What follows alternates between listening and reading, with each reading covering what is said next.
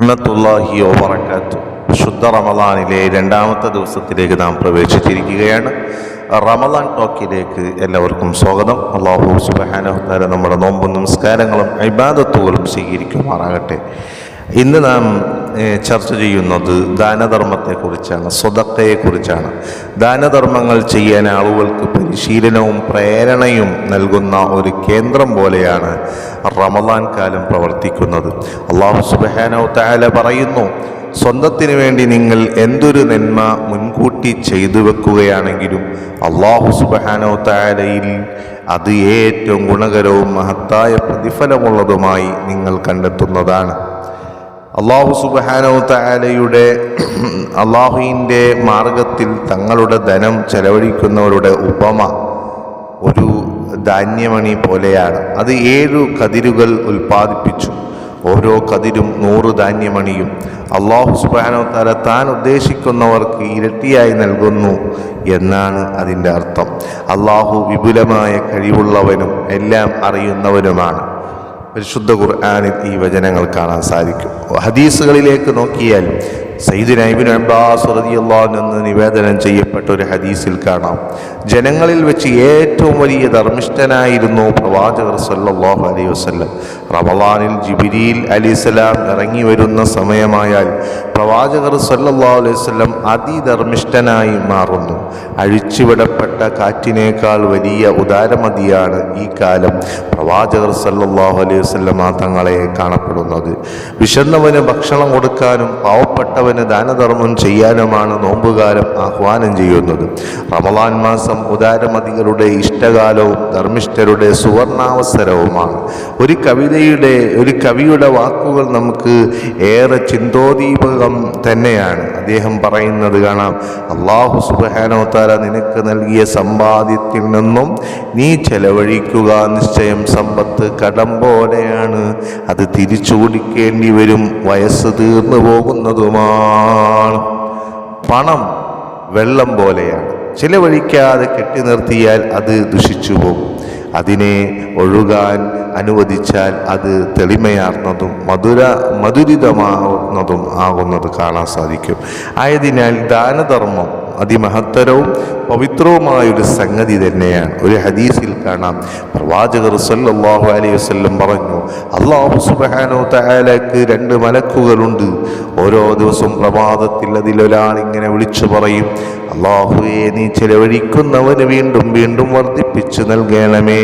രണ്ടാമത്തെ മലക്ക് ഇങ്ങനെ വിളിച്ചു പറയും, അല്ലാഹുവേ, നീ ചെലവഴിക്കാതെ പിടിച്ചു വെക്കുന്നവന് നാശം നൽകണമേ.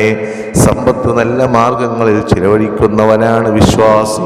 ചെലവഴിക്കും തോറും അല്ലാഹു സുബ്ഹാനഹു തആല അവൻ്റെ ഭക്ഷണത്തിൽ വിശാലതയും മനസ്സിൽ സ്വസ്ഥതയും ശരീരത്തിൽ പുഷ്ടിയും നൽകുന്നതാണ്. പ്രവാചകർ സല്ലല്ലാഹു അലൈഹി വസല്ലം പറഞ്ഞു, വെള്ളം തീ അണയ്ക്കുന്നത് പോലെ ദാനധർമ്മങ്ങൾ പാപങ്ങളെ അണയ്ക്കുന്നതാണ്. മനുഷ്യൻ ചെയ്തു കൂട്ടുന്ന തെറ്റുകൾ അവൻ്റെ ഹൃത്തളത്തിൽ ഒരു തരം ചൂടും ജ്വലനവും സൃഷ്ടിക്കും. അഗ്നി പോലെ സദാ അത് അവൻ്റെ ഉള്ളിൽ കത്തിക്കൊണ്ടിരിക്കും. തണുപ്പാർന്നതും സൗഖ്യപൂർണ്ണ സ്വതക്കകൾക്ക് അത് തുടച്ചു മാറ്റാൻ സാധിക്കുകയുള്ളൂ. കാരണം മനസ്സിന് കുളിര് നൽകുന്നതും ഹൃദയത്തിന് നനവ് പകരുന്നതുമായ അനുഭവമാണ് സ്വതക്കകൾ. അത് പാപങ്ങളെ മായ്ച്ചു കളയുന്നതാണ്. മറ്റൊരു ഹദീസിൽ മുത്തായ തങ്ങൾ പറയുകയാണ്, പാരത്രിക ലോകത്ത് ഓരോ അടിമയും താൻ ചെയ്ത സ്വതക്കയുടെ നേലിലായിരിക്കും. ജനങ്ങൾക്കിടയിൽ അല്ലാഹു സുബ്ഹാനഹു തആലയുടെ വിധി നടപ്പാക്കപ്പെടുന്നതുവരെ. കാര്യം എത്ര അത്ഭുതം! താൻ ചെയ്യുന്ന ഓരോ ദാനധർമ്മങ്ങളും അന്ത്യനാളിൽ അവന് തണൽ നൽകാൻ കടന്നു വരുമെന്നാണ് പ്രവാചകർ സല്ലല്ലാഹു അലൈഹി വസല്ലം ഈ പറഞ്ഞതിലൂടെ ഒക്കെ വ്യക്തമാക്കുന്നത്. ഓരോരുത്തർക്കും താൻ ഭൂമിയിൽ വെച്ചു ചെയ്ത സ്വതക്കയുടെ തോതനുസരിച്ച് ആ തണലിൻ്റെ ശക്തിയും വലിപ്പവും വ്യത്യാസപ്പെടുന്നതായിരിക്കും. ഉസ്മാൻ റളിയല്ലാഹു അൻഹു ധാരാളം സമ്പാദ്യമുള്ള വലിയ മുതലാളിയായിരുന്നു. പക്ഷേ അദ്ദേഹം തൻ്റെ സമ്പാദ്യം മുഴുവനും അല്ലാഹു സുബ്ഹാനഹു തആല ഇഷ്ടപ്പെട്ട മാർഗത്തിൽ ചെലവഴിച്ചു. തബൂക്ക് യുദ്ധത്തിന് വേണ്ടി മുസ്ലിം സൈന്യം തമ്പടിച്ചപ്പോൾ അവർക്ക് യഥേഷ്ടം വെള്ളം ഉപയോഗിക്കാനായി ബിഅ്റു റൂമ എന്ന കിണർ സ്വന്തമായി വിലക്ക് വാങ്ങി മുസ്ലിങ്ങൾക്ക് ദാനം ചെയ്തു. അബ്ദുറഹ്മാൻ ബിൻ ഔഫ് റളിയല്ലാഹു അൻഹു ആയിരുന്നു സഹാബികൾക്കിടയിൽ മറ്റൊരു ധനികൻ. മദീനയിലെ പാവപ്പെട്ടവർക്കായി അദ്ദേഹം ഒരിക്കൽ 700 ഒട്ടകം സംഭാവന ചെയ്യുകയുണ്ടായി. അല്ലാഹു സുബ്ഹാനഹു തആലയിൽ നിന്നും പ്രതിഫലം കാംക്ഷിച്ചു മാത്രമായിരുന്നു അദ്ദേഹം ആ സംഭാവന ചെയ്തത്. ഒരു റൊട്ടിയുടെ കഷ്ണമോ ഒരു കാരക്കയുടെ ചീന്തോ ലഭ്യമാവാത്ത എത്ര നോമ്പുകാരുണ്ട് നമുക്കിടയിൽ. കുടിക്കാൻ ഒരിറക്ക് പോലും അവർക്ക് ലഭിക്കുന്നില്ല. ഒരിറക്ക് വെള്ളം പോലും ലഭിക്കുന്നില്ല, പാല് ലഭിക്കുന്നില്ല. തലചായ്ക്കാൻ ഒരിടമോ, യാത്ര ചെയ്യാൻ ഒരു വാഹനമോ, സമാശ്വസിപ്പിക്കാൻ ഒരു കൂട്ടാളിയോ അവർക്കില്ല.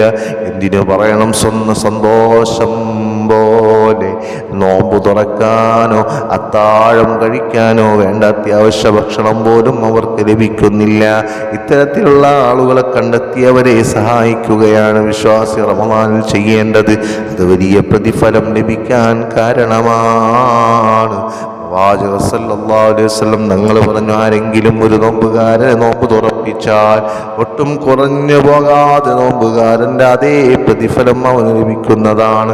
സച്ചരിതരായ മുൻകാലജ്ഞാനികൾ റമദാൻ കാലത്ത് ഔദാര്യ പ്രവർത്തനങ്ങൾ ധാരാളമായി ചെയ്യുന്നവരായിരുന്നു.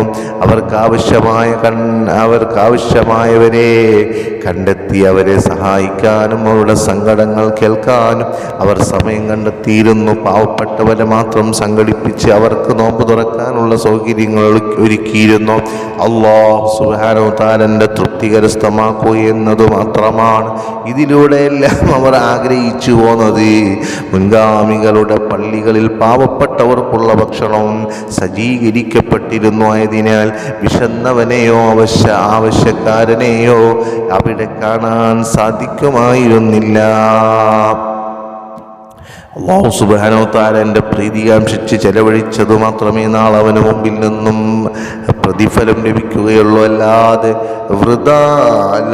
വെറുതെ ചെലവഴിച്ചതെല്ലാം തെളിവുകൾ ശേഷിക്കാതെ നശിച്ചു പോകുന്നതും മാഞ്ഞു പോകുന്നതുമാണ്. ഖുർആൻ പറയുന്നു, നിങ്ങൾ അല്ലാഹുവിന് ഉത്തമമായ കടം കൊടുക്കുന്ന പക്ഷം അവനത് നിങ്ങൾക്ക് ഇരട്ടിയാക്കി തരികയും നിങ്ങൾക്ക് പുറത്തു തരികയും ചെയ്യുന്നതാണ്. അല്ലാഹു ഏറെ നന്ദിയുള്ളവനും സഹനശീലനുമാകുന്നു.